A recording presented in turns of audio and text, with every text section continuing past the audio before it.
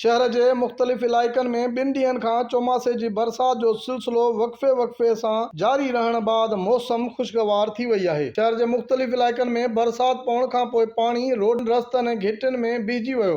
पाणी बीहजी वञण करे केतिरियूं गाॾियूं रोडनि में फासी पयूं। कराची के कोरंगी वारे इलाइक़े मेहरान टाउन में बरसात खां पोइ पाणी रोडनि रस्तनि ऐं घरनि में काहे पियो, जंहिं सबबि शहरी सख्त मुश्किलातुनि के मुंहुं ॾियण ते मजबूर थी विया आहिनि। यार हिते तमाम तकलीफ़ असांखे ॾाढी आहे। ही हालत असांजी अचण वञण में असां ड्यूटियुनि वारा कपिड़ा असांजा ख़राब थी था वञनि। तकलीफ़ असांखे तमामु घणी आहे हिते।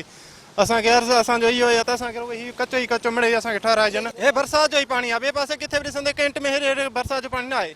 इतने तकरीबन थोड़ी भी बरसात पए तो पानी असो 15 ॾींहं खड़ी भी तो वञे। एक तरफ से रहमत भी है, एक तरफ से जहमत भी है।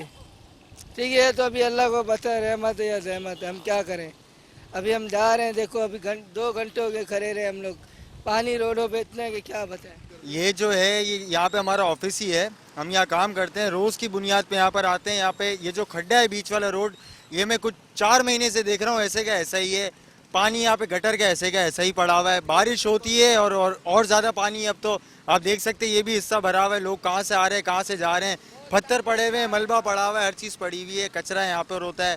हमारी सेहत की बात है सारी, और कुछ भी नहीं है। और इन करे वञनि था हिते रुगो गरीब आवाम मरे थी, गरीब आवाम पिसजे थी।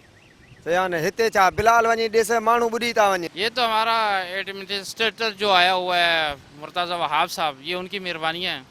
उनको पहले से इन्फॉर्म था कि बारिश होने वाली है, उनको इक़दाम करने चाहिए, मगर उन्होंने कोई ऐसे हिफाजत इंतबाह नहीं की है, जिसकी वजह से ये हाल है कुरंगी का। आप गाड़ी पलटते पलटते बची है पानी की। मैं गाड़ी चला रहा हूँ, उसमें 60 बोतल है 19 किलो की।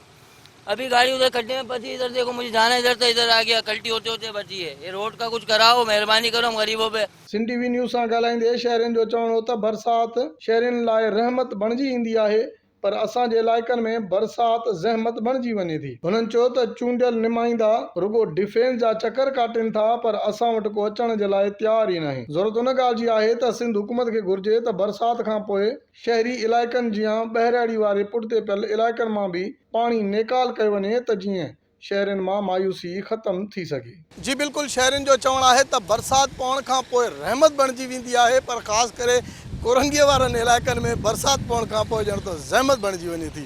कैमरामैन गुलाम मुस्तफ़ा सां बशीर संजराणी, सिंध टीवी न्यूज़, कराची।